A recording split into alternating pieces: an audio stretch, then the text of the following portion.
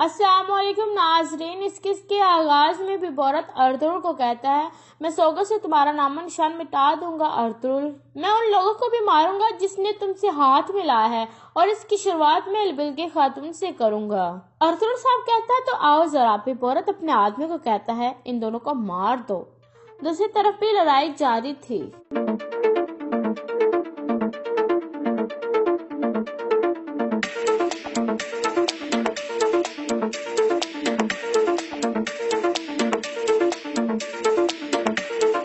फिर तुर्गुत बहादुर को गिरा देता है। फिर तुर्गुत कहता है, मुझे लगता है कि तुम मुझे बहुत अच्छी तरह से जानते हो।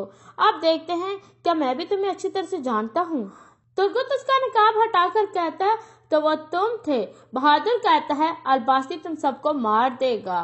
तुर्गुत कहता है, अगली बारी अलबास्ती की होगी, लेकिन उससे पहले तुम मरोगे। फिर तुर्गुत अपने सिपाहियों को कहता है, मलिक शाह तुम यहीं रुको, दुमरुल तुम मेरे साथ आओ, हम अर्तुगरुल साहब की तरफ जा रहे हैं। ये कहकर वो आगे बढ़ने लगते हैं। दूसरी तरफ लड़ाई शुरू हो चुकी थी।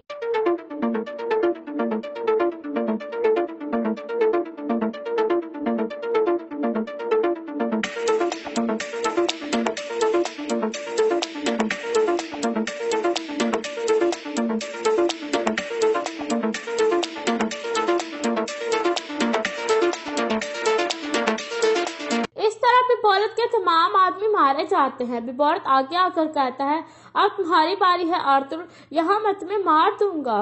इस तरह एक न्यू एंट्री होती है गुलदारों की। गुलदारों कहता है, भाई आपने कहा था एक बार शिकार आपका और कबीला मेरा, लेकिन अब मैं कहता हूँ हम दोनों इसका शिकार करेंगे।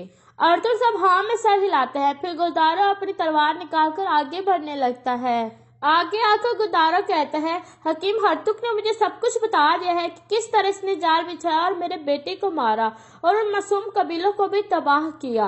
तुमने मेरे बेटे को शहीद किया अलबास्ती, मैं खुद अपने हाथों से तुम्हारे टुकड़े टुकड़े करूंगा। ये सुनकर बिबौरत कहता है, मरने से पहले भी तुम्हारे बेटे ने यही कहा था, अब तुम्हारा अंजाम भी यही होगा। सिपाहियों हमला कर दो। फिर उनके दरमियान लड़ाई शुरू हो जाती है। बिबौरत भागते भागते एक जगह आकर रुक जाता है, क्योंकि एक चोटी थी और उसके आगे एक दरिया था। इतने में अर्तुगरुल साहब, गुलदारों और इलबिल्के खातून भी वहां पहुंच जाती है। अर्तुगरुल साहब कहते हैं, तुम भाग नहीं सकते। इलबिल्के खातून कहते हैं, तुमने हमारा बहुत नाम खराब कर लिया है, अब अपने आप को हमारे हवाले कर दो। बिबौरत कहते हैं, ये इतना आसान नहीं है। इतने में तुर्गुत और उसके सिपाही भी वहां पहुंच जाते हैं। अर्तुगरुल साहब कहता है, बिबौरत साहब मैं तुम्हें इतनी आसान मौत नहीं दूंगा, तुम सब लोगों के लिए इबरत साबित होगे, मैं तुम्हें यहाँ से जिंदा लेकर जाऊंगा। बिबौरत इलबिल्के खातून भी इसे बहुत कहती है, लेकिन बिबौरत नहीं मानता और दरिया में छलांग लगा देता है। फिर अर्तुगरुल साहब दुमरुल को कहता है, दुमरुल अपने सिपाहियों को लेकर जाओ और बिबौरत की लाश के बगैर मत आना। गुलदारों कहता है, वो मेरे बेटे का कातिल है अर्तुगरुल, मैं उसे ऐसे माफ नहीं करूंगा, जब तक मैं उसकी लाश नहीं देखूंगा मुझे सुकून नहीं आएगा। अर्तुगरुल साहब कहते हैं, जल्द वो ऊपर आ जाएगा भाई। लेकिन इलबिल्के खातून बहुत गमगीन थी। इतने में मलिक शाह आ जाता है और कहता है, सरदार हमने बिबौरत के 3 आदमियों को पकड़ लिया है। अर्तुगरुल साहब कहते हैं, बहुत अच्छे। फिर अर्तुगरुल साहब अपने भाई से मिलते हैं। फिर अर्तुगरुल साहब पूछते हैं कि कबीले में सबको पता है कि आप यहाँ हैं। गुलदारों कहते हैं, नहीं, मैं सिर्फ सोगत क्या था और हकीम हरतुक को पता है और मैंने उन्हें बताया कि किसी को मत बताइएगा। तो फिर आप पहले कबीले जाएं भाई, मैंने इलबिल्के खातून के कबीले में कुछ काम खत्म करने हैं, ताकि उनके कबीले के सिपाहियों को भी पता चले कि उनका सरदार गद्दार था। इलबिल्के खातून कहती है, भाई गुलदारों मेरी माफी कबूल कीजिएगा, मैं बहुत अफसोस करती हूँ सलमान की मौत का, मैं आपसे दिली माफी मांगती हूँ, आप हमें माफ कर दे, हमें नहीं पता था कि हमारा भाई गद्दार है। गुलदारों कहता है, अगर अर्तुगरुल तुम्हारी अच्छाई को जानता है तो मुझे कोई एतराज नहीं है। ये कहकर गुलदारों और अर्तुगरुल के सिपाही वहां से चले जाते हैं। फिर अर्तुगरुल साहब इलबिल्के खातून को कहता है कि तुम एक बहुत मुश्किल इम्तिहान से गुजरी हो, लेकिन तुम उसमें कामयाब हुई हो। मैं जानता हूँ कि जो आपने किया है वो आसान नहीं है, लेकिन ऐसा करके आपने बहुत से मासूम लोगों की जान बचाई है। इलबिल्के खातून कहते हैं, अर्तुगरुल साहब अगर आप ना होते तो ऐसा कुछ भी ना होता, आपने ही मुझे अच्छाई दिखाई और मेरी आंखों का पर्दा उतारा। काय कबीले में सरजान खातून अपने बेटे की कुछ चीजें देखकर रो रही थी। दूसरी तरफ उमर कबीले में सिरमा खातून बहुत परेशान थी और कहती है, ऐसा लग रहा है जैसे पूरी दुनिया ही रुक गई हो, भाई की तरफ से कोई खबर नहीं आई, पता नहीं वो कहाँ होंगे। इतने में कबीले का ढोल बजता है। सिरमा खातून अपने फैमिली से बाहर चल पड़ती है। ارتساب بلبل کی خاتون اور ترگت اور اس کے سپاہی وہاں پہنچ چکے تھے اور ببورت کے 3 آدمیوں کو گرفتار کر کے وہاں لے آئے تھے۔ یہ سب مناظر دیکھ کر عمر قبیلے کے لوگ حیران پریشان تھے۔ پھر ارتساب انہیں خاموش کرا کر کہتے ہیں، عمر قبیلے کے لوگوں، میری بات غور سے سنو۔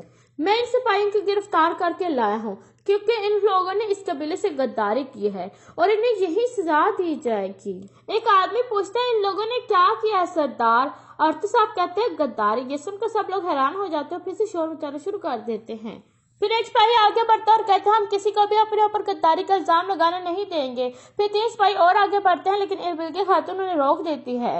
یہ بالکل ٹھیک کہہ رہے ہیں، پہلے ان کی بات غور سے سنیں۔ پھر ایک آدمی پوچھتا ہے، کیا ببورت صاحب کو ان کا پتہ ہے اور وہ کہاں ہے؟ ارتساب کہتے ہیں، جرگے کے لوگ ہمارے خیمے میں آ جائیں، میں اس کا جواب وہی دوں گا اور ان قیدیوں کو بھی خیمے میں لے آئیں۔ جاتے جاتے سرما خاتون کو بھی کہتے ہیں، آپ بھی اندر آ جائیں سرما خاتون۔ پھر سب اندر چل پڑتے ہیں۔ دوسری طرف کائی قبیلے کا ڈھول بجتا ہے، سب لوگ اکٹھے ہو گئے تھے، گلدارو قبیلے پہنچ گیا تھا۔ اس طرح ہیما خاتون اپنے بیٹے کو دیکھ کر بہت ابدیدہ ہو جاتی ہے اور خوش ہو جاتی ہے اور کہتی ہے، تم کہاں تھے بیٹے؟ میں نے تمہیں بہت یاد کیا۔ گلدارو کہتے ہیں، میں نے بھی آپ سب کو بہت یاد کیا، اپنا خیمہ، اپنے بھائی اور اس قبیلے کو بھی والدہ، میں نے سب کو بہت یاد کیا۔ پھر گلدارو بامسی کی طرف دیکھتا ہے۔ بامسی کہتا ہے، سردار، آپ تو پہلے کی طرح مضبوط اور پہاڑوں کی طرح چٹان اور سخت لگ رہے ہیں۔ پھر بامسی اور گلدارو گلے ملتے ہیں۔ پھر ہیما خاتون کہتی ہے، یہ تمہارا بھتیجا عثمان ہے۔ پھر عثمان کہتا ہے، خوش آمدید چاچو۔ پھر گلدارو کہتا ہے، سرجان خاتون کہاں ہے والدہ؟ ہیما خاتون کہتی ہے، وہ سلیمان کی قبر پر گئی ہے۔ اور یہاں پر اس قسط کا اختتام ہو جاتا ہے۔ سچے اسلامی واقعات۔ غفار کے نبی کرام صلی اللہ علیہ وسلم کے ساتھ بدسلوکی۔ ایک روز حضور کرام صلی اللہ علیہ وسلم بیت اللہ میں نماز پڑھ رہے تھے کہ عقیل بن ابی میات آئے اور آتے ہی اپنی چادر اتار کر رسول کرام صلی اللہ علیہ وسلم کے گلے مبارک میں ڈال دی اور بیچ دینے شروع کر دی۔ آپ کا دم گھٹنے لگا۔ اتنے میں حضرت ابو بکر صدیق رضی اللہ عنہ کو پتہ چلایا، وہ تشریف لائے اور دھکا دے کر اس معلوم کو ہٹایا۔ غفار نے آپ کی طرح طرح کی تکلیفیں دی، کبھی جسم سوار پر نچاتے ڈال، کبھی گلے میں پھندا ڈال کر کھینچنا، گھر کے دروازے کے سامنے کانٹے بچھانا تاکہ صبح سویرے جب آپ یا آپ کے بچے باہر نکلیں تو کوئی کانٹا پاؤں میں چبھ جائے، گالیاں دیں، قتل کے منصوبے بنائے، جسم انزال کو لہو کیا، قید میں رکھا، آپ سے سین میں پکے ہوئے کھانے پر غلطیت پھینکے، آپ کی شان میں اس قدر گستاخی کی کہ اللہ کی پناہ، کبھی پاگل کہہ کر پکارا اور کبھی جادوگر نعوذ باللہ، کبھی زمین کا اور کبھی شاعر۔ اللہ کی پناہ، ابو لہب نے تو ایک مجلس میں یہاں تک کہہ دیا کہ محمد تیرے ساتھ مبارک ہاتھ ٹوٹ جائیں، نعوذ باللہ۔ کارائیں سردار کائنات محمد حضرت محمد صلی اللہ علیہ وسلم پر کس قدر سختیاں کی گئیں، صرف و صرف دین کے بنیاد پر۔ اللہ تعالیٰ کا لاکھ لاکھ درود سلام ہو آپ اور ان غفار پر، اللہ کی فرشتوں کی اور تمام انسانیوں کی لعنت ہو جنہوں نے آپ کو پریشان کیا، آمین یا رب العالمین۔ میری بیٹی رو نہ، اللہ تیرے باپ کا حامی ہے۔ ایک روز قریش کے ایک اوباش نے سزا حضور صلی اللہ علیہ وسلم کے سر مبارک پر مٹی ڈال دی۔ آپ اس حالت میں تشریف لا گئے، صاحبزادیوں میں سے ایک کا سر دھو رہی تھی اور اپنے باپ کو اس حالت میں دیکھ کر رو رہی تھی۔ آپ انہیں تسلی دیتے اور فرماتے کہ رو نہ میری بیٹی، اللہ تیرے باپ کا حامی ہے۔ حضور پاک صلی اللہ علیہ وسلم کی صاحبزادیوں کی وفات پر اب حضرت ابو لہب کا اظہار مسرت۔ ابو لہب کی خبت باطن کا یہ حال تھا کہ رسول کرام صلی اللہ علیہ وسلم کی صاحبزادیاں حضرت قاسم کے بعد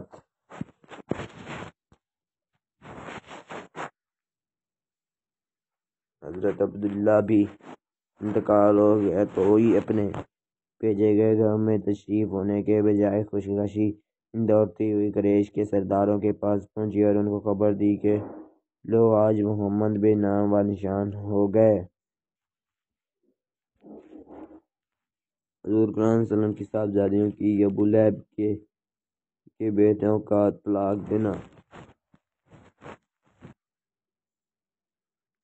نبوت پہلے نبی کریم صلی اللہ علیہ وسلم کی 2 صاحبزادیوں ابو لہب کے 2 بیٹوں عتبہ اور عتیبہ سے بیاہی ہوئی تھیں۔ نبوت کے بعد حضور کریم صلی اللہ علیہ وسلم نے اسلام کی دعوت دینا شروع کر دی تو اس شخص نے اپنے دونوں بیٹوں سے کہا، میرے لیے تم سے ملنا حرام ہے، اگر تم حضور کی بیٹیوں کی طلاق نہ دے دو۔ چنانچہ دونوں نے طلاق دے دی اور عقیدہ تو یہاں میں اس قدم آگے بڑھ گیا کہ ایک روز حضور کریم صلی اللہ علیہ وسلم کے سامنے آ کر اس نے کہا، میں انکار کرتا ہوں، اور یہ کہہ کر اس نے حضور کریم صلی اللہ علیہ وسلم کی طرف تھوکا جو آپ پر نہ پڑی۔ دشمن صلی اللہ علیہ وسلم کی ہلاکت۔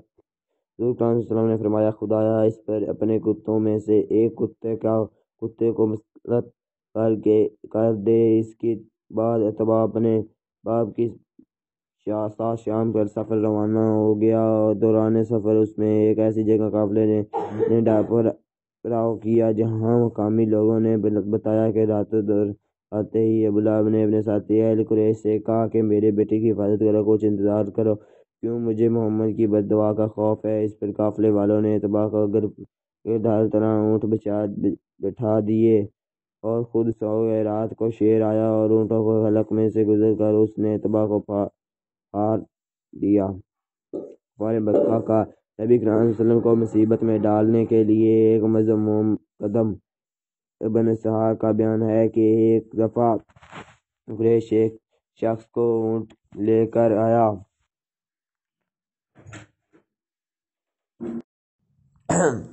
پراسرار خزانہ امتیاز علی کا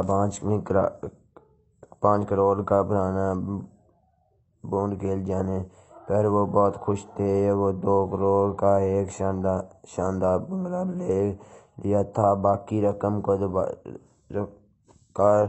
کاروبار میں لگا دی تھی۔ کہاں وہ ایک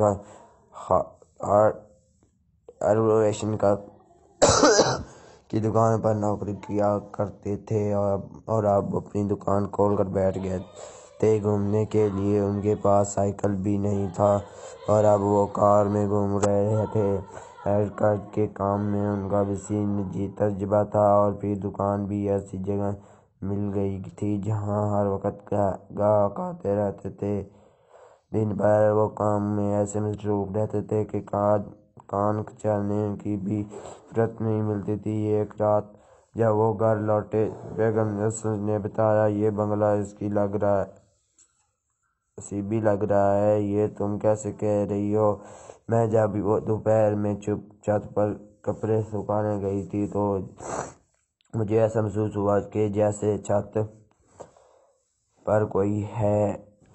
بیگم نے ایسا اکثر لوگوں کو وہم ہو جاتا ہے، مجھے وہم نہیں ہوا، حقیقت ہے۔ خود مخود ہوا، جھوٹ بولنے کی کیا ضرورت ہے؟ تم کچھ نظر آیا نہیں، پھر کس طرح کہہ رہی ہو؟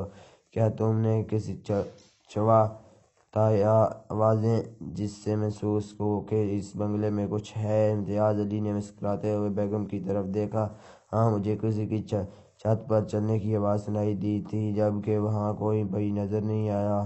بیگم، اللہ تعالیٰ کی زمین پر بے شمار مخلوق ہیں، جنات بھی اس مخلوق میں سے ہیں جو انسانوں سے زیادہ تعداد میں ہیں۔ وہ ہمیں نظر نہیں آتے لیکن کبھی کبھار ان کی موجودگی محسوس ہو جاتی ہے۔ امتیاز علی نے کہا، پھر ہم کیا کریں؟ ہم کچھ بھی نہیں کرنے کی ضرورت نہیں ہے، جیسے ہم رک رہے ہیں ایسے ہی وہ بھی رہ رہے ہیں۔ جب کوئی شے ہمیں پریشان نہیں کر رہی تو پھر ہم اس کو خود کیوں پریشان کریں؟ اگر اس مخلوق نے ہمیں تنگ کیا تو ہم کیا کریں گے؟ ان کی تنگ کرنے پر ہمیں سوچیں گے کہ ابھی فضول میں سوچ کر کیوں اپنی وقت برباد کریں؟ امتیاز علی نے کہا، ان کی باتوں میں واقعی وزن تھا، اس لیے بیگم بس خاموش ہو گئیں۔ اس بنگلے کے نیچے ایک تہہ خانہ بھی ہے جس کا امتیاز علی کو علم نہیں تھا۔ بنگلے کی صفائی کے دوران ایک جگہ بھاری الماری رکھی پر زمین دھنس گئی۔ الماری کی ایک جگہ سے ہٹ کر جب زمین کی صفائی کی تو اندر ایک لکڑی کا دروازہ نظر آیا جو کچے ہونے پر سب سے بھاری الماری رکھ جانے سے ٹوٹ گیا تھا، اور جو زمین دروازے کے چھپانے کے لیے ڈالی گئی تھی وہ اندر کی طرف دب گئی تھی۔ تہہ خانے کی سیڑھیاں نہ ہونے پر الماری اندر گر جاتی۔ سب گھر والے حیران سے تہہ خانے کو دیکھنے لگے۔ سب ہی ایک بات سوچ رہے تھے کہ تہہ خانے کے اندر جا کر دیکھ یا نہیں کہ تہہ خانے میں کیا ہے۔ زیادہ تر کہانیوں اور فلموں میں انہوں نے یہی پڑھا تھا کہ ایسے تہہ خانے میں خزانہ دفن ہوتا ہے۔ بالآخر یہی فیصلہ ہو گیا کہ تہہ خانے کے اندر اتر کر دیکھا جا سکتا ہے کہ وہ جو سوچ رہے ہیں ایسا ہی نہ ہو۔ تہہ خانہ ہونے کی صورت میں وہ فالتو کاٹھ کا بار اس کے اندر ڈال دیتے گئے۔ تہہ خانے میں ان سے پہلے بنگلے میں رہنے والے فالتو کا سامان بہت تھا، وہ سب نکال کر باہر پھینک دیا گیا۔ آخر میں ایک صندوق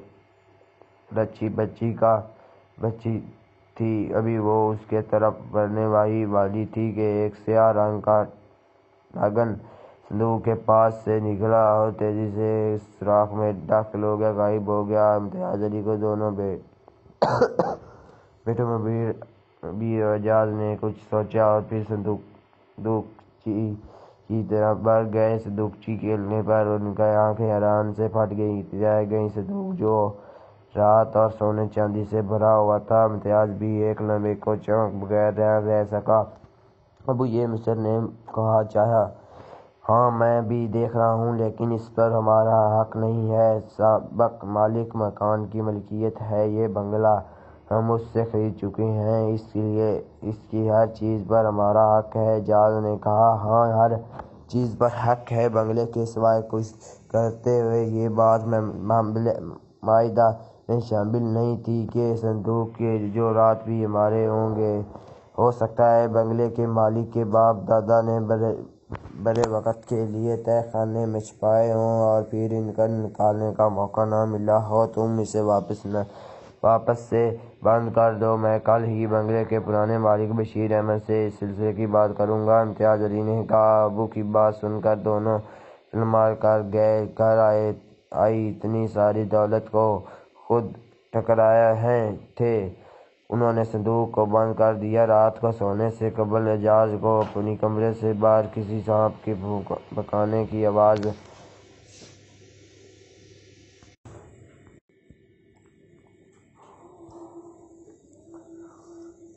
صندوق کے جواہرات بھی ہمارے ہوں گے۔ ہو سکتا ہے کہ بنگلے کے مالک کے باپ دادا نے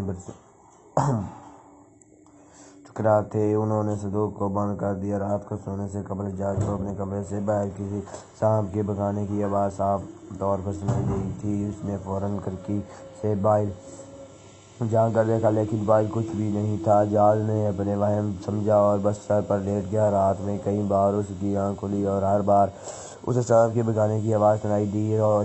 وہ دل ہی دل میں ڈر رہا تھا کہ کہیں تہہ خانے والے ناگن کمرے میں داخل ہو کر ڈس نہ لے، لیکن ایسا ہوا دل میں نہیں۔ صبح بیدار ہونے پر اس کی طبیعت بوجھ سی تھی۔ دوسرے دن امتیاز علی نے بشیر احمد سے ملاقات اور تہہ خانے والی بات بتائی۔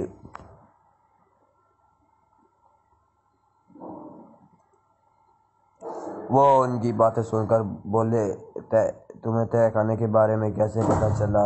کہ ہم نے تہہ خانے کے دروازے پر مٹی ڈال کر نیم کی طرح اس طرح حملہ کیا تھا کہ کسی کو بھی تہہ خانے کے بارے میں پتہ نہیں چلا۔ زمین کے مسلسل پانی ملنے سے دروازہ کھل گیا ہے، اس لیے بھاری الماری کا وزن برداشت نہ کر سکا اور وہ ٹوٹ گیا۔ امتیاز نے بتایا، ہاں ایسا ہی ہوگا، لکڑی کے دروازے میرے بچپن سے لگ کر اس پر مٹی ڈال گئی تھی، میں بھی وقت کے ساتھ ساتھ بوڑھا ہو گیا ہوں، پھر وہ تو لکڑی کا دروازہ ہے، اتنا عرصہ گزر جانے پر اس کے گل جانا یقینی ہے۔ بشیر احمد نے کہا، میرا مقصد یہاں آنے کا یہ بتا مقصود نہیں ہے کہ تہ خانے سے، بلکہ یہ بتانا ہے کہ تہ خانے کے اندر ایک صندوق چی ہے جو رات سے اور سونے چاندی سے بھرا ہوا ہے۔ ہم نے بنگلے کے معاہدے کیا ہے تھا اس صندوق کا نہیں، لہذا وہ صندوق تمہارے مانت ہے، اس پر ہمارا کوئی اختیار نہیں ہے۔ امتیاز علی نے بتایا، میں تمہاری بات سمجھ رہا ہوں، ایماندار لوگ ایسے ہی کرتے ہیں۔ میں چاہتا ہوں کہ باوجود بھی وہ صندوق نہیں لے سکتا۔ وہ کیوں؟ امتیاز علی چونکہ انہیں حیران ہو کر رہے تھے کہ لوگ جو رات اور سونے پر جان دے دیتے ہیں، اور میں ان کو وہ دے رہا ہوں اور صندوق لینے سے انکار کر رہا ہوں۔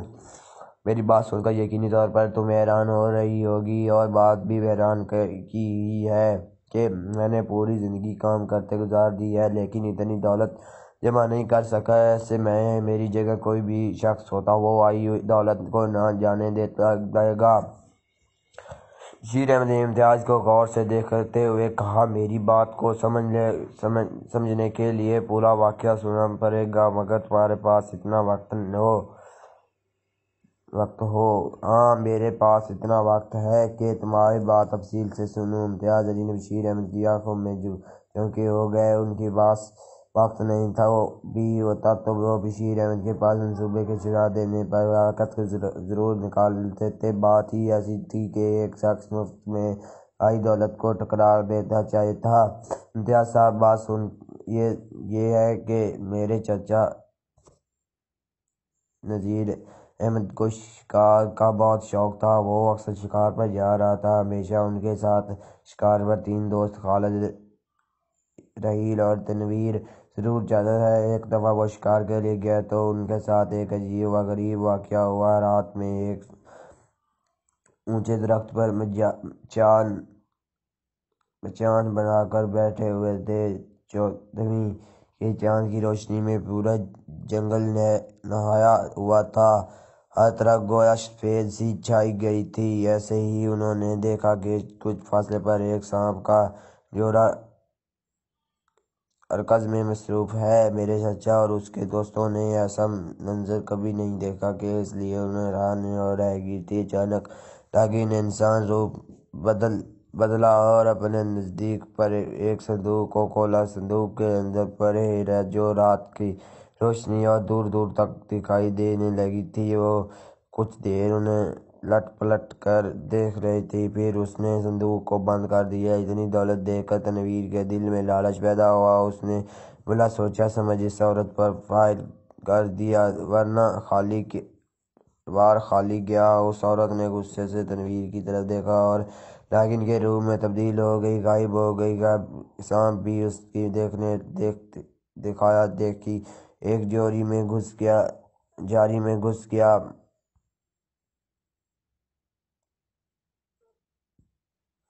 تنویر، یہ تم نے کیا کیا؟ چچا نذیر نے غصے سے کہا۔ دیکھ نہیں رہے اس صندوق میں کتنی دولت ہے؟ تنویر نے مسکراتے ہوئے کہا۔ وہ ہماری نہیں، اس لیے دولت پر ہمارا کوئی حق بھی نہیں، چچا نذیر نے کہا۔ یہ دولت اس سانپوں کے کسی کام کی، ہم پھر بھی اس سے فائدہ اٹھا لیں گے۔ تنویر نے کہا، یہ صحیح کہہ رہے ہو، یہ سانپ ان جو رات کا کیا کام کریں گے؟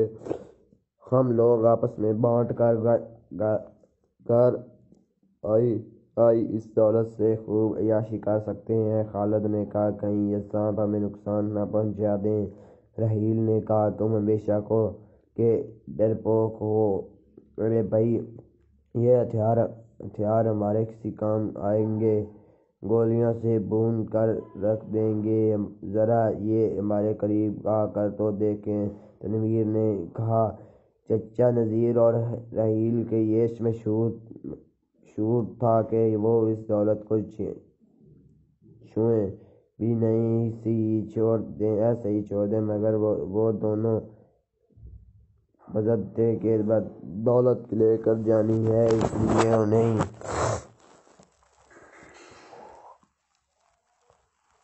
اس لیے انہیں خاموشی اختیار کرنی پڑی۔ صبح ہونے پر چپ میں وہ صندوق رکھ دیا گیا اور شکار پر پروگرام لطائی کر کے گھر کی رخ کر لی گئی۔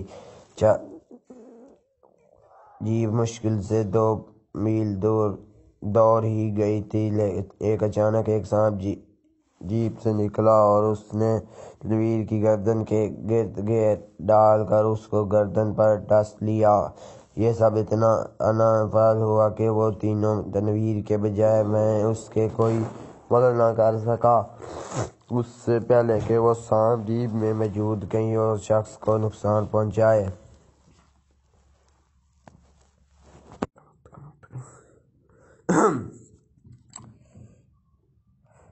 دولت لے جانی ہے، اس لیے خاموش احتیاط کرنی پڑی۔ صبح ہونے پر گہرے میں ڈالیا، اس کی گردن پر ڈس لیا۔ یہ سب انتظار نافذ اس کو اور تینوں جانور بچانے میں اس کی کمی مدد کر سکے۔ سب سے پہلے وہ سانپ جیپ میں موجود کسی ایک شخص کو نقصان پہنچانے۔ خالد نے شکاری چاقو سے سانپ کے ٹکڑے ٹکڑے کر دیے۔ وہ تینوں کی طرف جب متوجہ ہوا اور دم توڑ چکا تھا۔ سانپ بہت زہریلا تھا، اس کی زہر نے منٹوں میں کام کر دکھایا تھا۔ جیپ میں سانپ کی موجودگی نے سب کو پریشان کر دیا تھا۔ انہوں نے جیپ سے اتر کر جیپ کی تلاشی لی۔ جب اطمینان ہو گیا کہ سانپ کی ساتھی ناگن جیپ میں موجود نہیں ہے، وہ جیپ میں بیٹھے۔ انہوں تینوں کی تنویر اس طرح ہلاک پر افسوس ہو رہا تھا، لیکن وہ کر بھی کیا سکتے تھے؟ جو بھی ہوا وہ اچانک ہوا تھا۔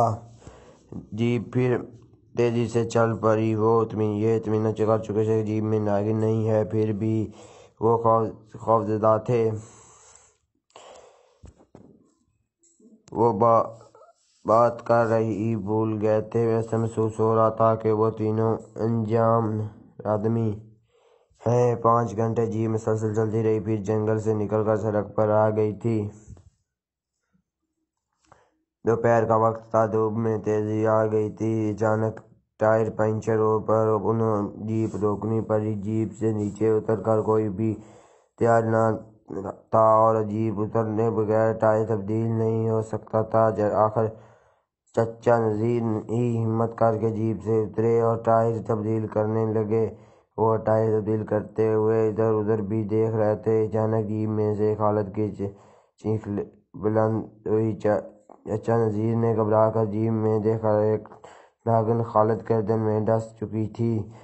راہیل گھبرا کر جیپ سے چھلانگ لگا کر کود گیا تھا۔ چچا نذیر بھی کچھ کرنے کا سوچ ہی رہے تھے کہ ناگن پلک جھپکنے میں غائب ہو گئی۔ راہیل خوفزدہ حالت میں چچا نذیر سے آ کر لپٹ گیا۔ گھبراؤ نہیں، کچھ نہیں ہوگا، یہ کہتے ہوئے چچا نذیر نے ٹائر اور سارا سامان جیپ میں رکھ کر خود ڈرائیونگ سیٹ پر بیٹھ گئے۔ ڈرتے ڈرتے راہیل بھی اس کے برابر والی سیٹ پر بیٹھ گئی۔ خالد کا بھی وہی حشر ہوا تھا جو نذیر کے ساتھ ہوا تھا۔ دونوں کی لاشیں پیچھے کی طرف رکھی ہوئی تھیں۔ شہر پہنچ کر چچا نذیر نے دونوں کی لاشیں ان کے گھر پہنچائی۔ راہیل بھی اتنا خوفزدہ تھا، وہ شہر آتے ہی اپنے گھر کو لوٹ گیا۔ گھر پہنچ کر جب نذیر کو صندوق پر نظر پڑی، وہ چونک کر اس کا وہ کیا کرے گا، کیونکہ جنہوں نے اس کی چاہت کی تھی وہ اس دنیا نہیں رہے۔ جہیل اور انہوں نے صندوق کو چاہت نہیں کی تھی، اس لیے وہ بچے ہوئے تھے۔ نذیر نے فی الحال یہی بہتر سمجھا کہ اس صندوق کو تہہ خانے میں رکھ دیں۔ خالد اور تنویر کے تجویز کے بعد اس مسئلے پر غور کیا جائے گا، اس کا کیا کرنا چاہیے۔ اس واقعے کا چچا نذیر کسی سے بھی ذرا نہیں کیا تھا۔ دراصل وہ خود بھی اس واقعے سے دل ہی دل میں خوفزدہ تھے۔ جب ان کا خوف کم ہوا تو سب سے پہلے انہوں نے دادا جان کو یہ قصہ سنایا۔ نذیر بیٹا، تم نے یہ اچھا نہیں کیا، اس مخنث خرگوش کو جنگل ہی میں پھینک آئے۔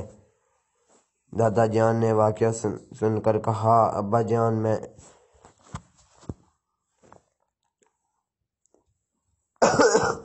ابا جان میں واقعہ سے بہت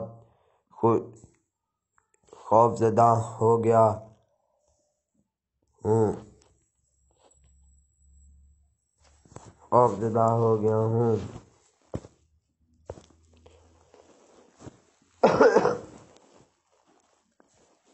اس لیے مجھے اپنی جان بچانے کی فکر لگی ہوئی تھی۔ میرے اس طرح دھیان ہی نہیں رہا کہ صندوق کو وہاں پھینک دوں۔ جو ہوا سو ہوا، تم اب کیسا کرو؟ اپنے دوست رحیل اور مرنے والے دوستوں کے لو حقیقت یہ واقعہ سنا کر یہ دولت اس میں برابر تقسیم کر دو۔ اگر وہ راضی نہ ہو تو تم بھی اس صندوق کو بھول جانا اور تہہ خانے میں اس پر کباڑ ڈال دینا تاکہ کسی اور کی نظر نہ پڑ سکے، ورنہ جو بھی اس کو حاصل کرنے کی کوشش کرے گا وہ اپنے آپ کو مشکل میں ڈال دے گا۔ دادا جان نے کہا۔ چاچا نذیر نے دادا جان کی بات پر غور کرتے ہوئے ان کے لوگوں کو یہ واقعہ سنایا۔ وہ اس صندوق کے خزانے کو لینے سے انکار ہو گئے۔ رحیل پہلے ہی اس واقعے سے خوفزدہ تھا، اپنی جان ذرا عزیز تھی، اس نے بھی اس خزانے کو لینے سے انکار کر دیا۔ اب صندوق پوری طرح سے چچا نذیر کے قبضے میں آ گیا۔ اس سے جس طرح فائدہ اٹھانا چاہیے اٹھا سکتا تھا، مگر وہ فی الحال خزانے سے فائدہ اٹھانا نہیں چاہتا تھا، اس لیے صندوق کو بھول کر اپنے کاروبار میں مشغول ہو گیا۔ کاروبار میں اتار آ رہے ہیں، ایسا ہی چچا نذیر کے ساتھ بھی ہوا۔ انہوں کا کاروبار میں زبردست نقصان ہوا اور عرش سے فرش پر آ گئے تھے۔ ایسے میں انہیں اس صندوق کا خیال آیا۔ وہ کسی سے مشورہ کیے بغیر تہہ خانے میں اتر گئے۔ صندوق کو کھول کر دیکھا، صندوق کا خزانہ بھی ابھی تک جوں کا توں ہی رکھا تھا۔ اس خزانے کو دیکھ کر خوشی سے اس کی آنکھیں چمکنے لگی تھیں اور وہ خوشی کے مارے چیختے ہوئے کہنے لگا، اب یہ سب خزانہ میرا ہے، میں خزانے کا مالک ہوں، یہ خزانہ کسی کو نہیں دوں گا، سارا خزانہ اپنے استعمال میں لوں گا۔ وہ خوشی کے مارے زور زور سے چیخ رہا تھا اور ان کی آواز تہہ خانے کے دروازے کھلنے ہونے پر باہر تک آ رہی تھی۔ ابا جان بھی ان کی بات سن لی تھی۔ وہ تیزی سے تہہ خانے کے اندر لپکے اور وہ چچا نذیر کو اس دادے سے باز رکھنا چاہتا تھا۔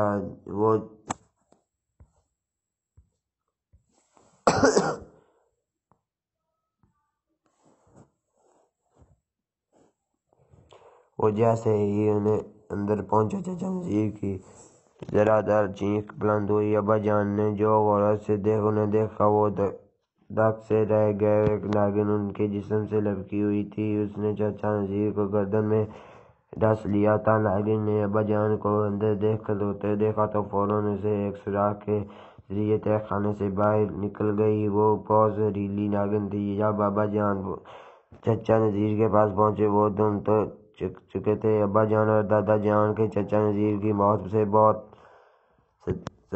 صدمہ پہنچا تھا۔ انہوں نے چچا نذیر کی تدفین کے فوراً بعد ہی تہہ خانے میں کانچ کا کباڑ ڈال کر دروازے پر مٹی ڈال کر اس طرح معمور کر دیا تھا کہ کسی کو پتہ نہ چلے کہ یہاں تہہ خانے کا دروازہ ہے۔ یہ کہانی سن کر یقین میرا اس بات سمجھ میں آ گئی تھی کہ میں کیوں صندوق والے خزانے لینے سے انکار کر رہا ہوں۔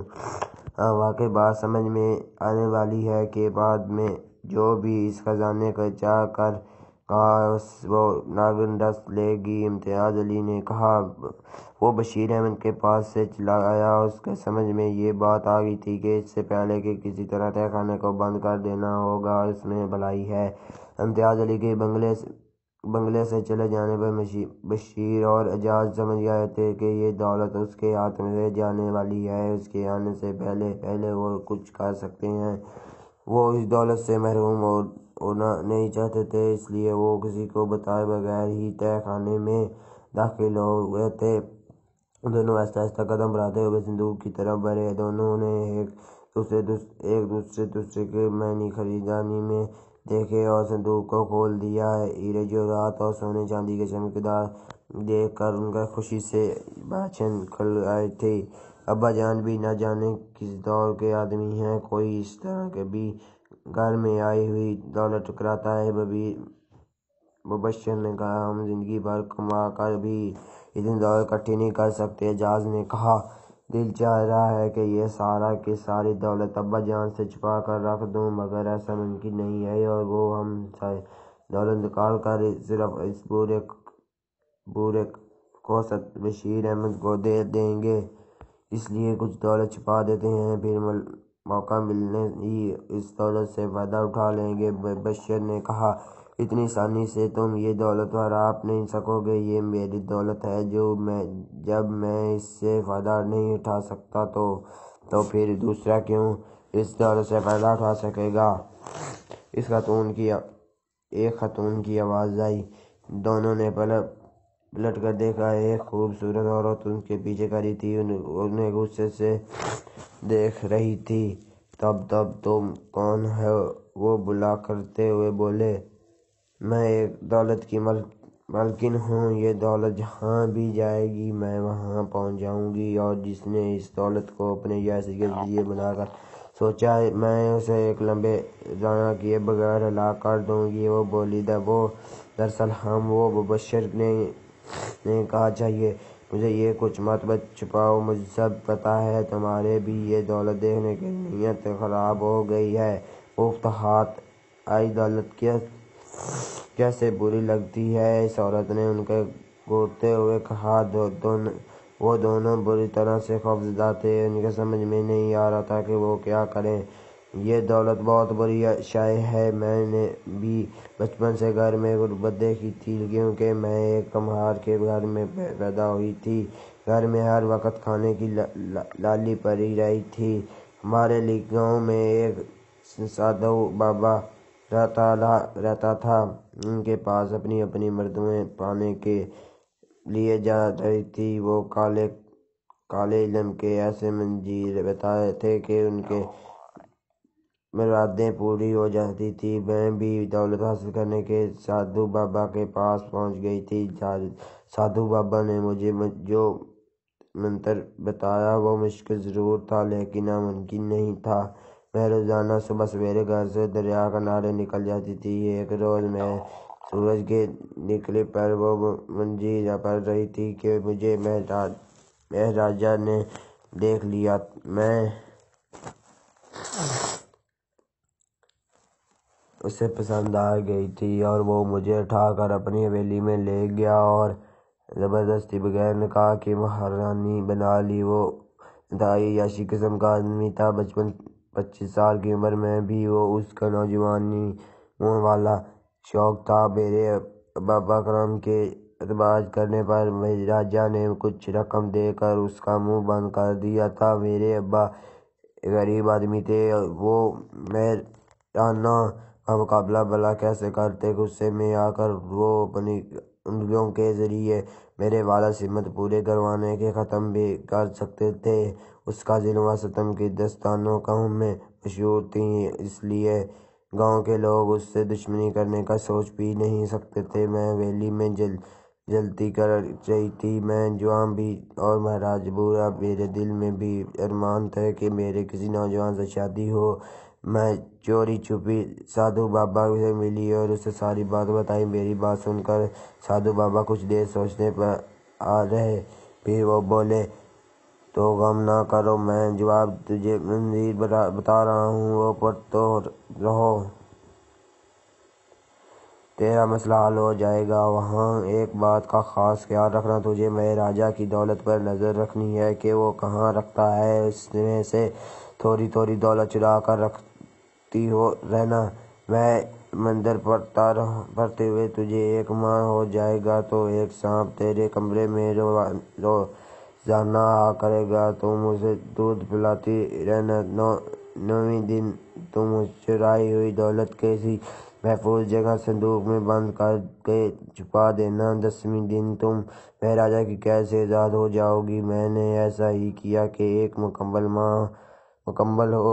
ماہ مکمل ہو جانے پر ایک کالا سانپ میرے کمرے میں آنے لگا اور میں اسے ایک ڈور میں دودھ پلانے لگی تھی۔ 9ویں دن میں نے رات میں صندوق ایک نوکر شنو کے بھاری رشوت دے کر جنگل میں ایک محفوظ جگہ پر رکھوا دیا۔ 10ویں دن سانپ نے دودھ پیا اور مہاراجا کے کمرے میں داخل ہو گیا اور مہاراجا کو اپنے دفاع کے موقع پر دیے بغیر ڈس لیا۔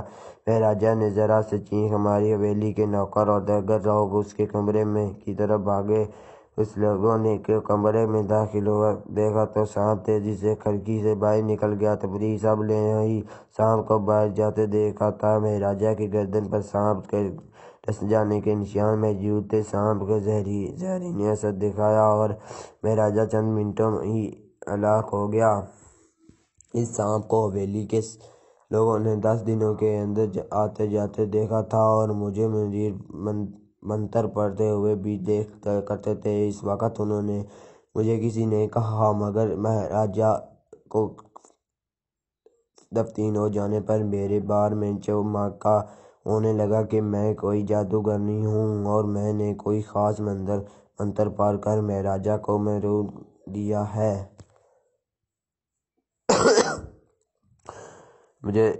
مجھ تک بھی یہ بات پہنچی تھی مگر میں نے اس کا کوئی نوٹس نہیں لیا۔ جب بھی میں نے اس طرح کی باتیں سنی تھیں مجھے حویلی سے غائب ہو جانا چاہیے تھا اور کسی گاؤں میں جا کر اپنی زندگی کا آغاز کر دینا چاہیے تھا، لیکن میں ایسا نہ کر سکی اور حویلی کے لوگوں کو موقع مل گیا۔ انہوں نے ایک رات موقع پا کر ہلاک کر دیا۔ میں مرکز بھی منتر کی بدولت ناگن کی صورت میں زندہ ہو گئی تھی۔ وہ سانپ میرے ساتھی بن گیا تھا۔ ہم دونوں نے مل کر حویلی کے ایک فرد کو جو میرے قتل کے سائز میں ملوث تھا انہیں ڈس کر ہلاک کر دیا۔ اپنے انتقال پورا ہو جانے پر میں اس سانپ کے ساتھ جنگل میں رہنے لگی تھی۔ یہ دولت میرے کسی کام کی آ سکتی تھی، اس لیے میں نے دل میں عہدہ کر لیا تھا کہ یہ دولت کسی انسان کے بھی کام نہیں آنے دوں گی۔ جو بھی اس دولت کا حاصل کرنے کا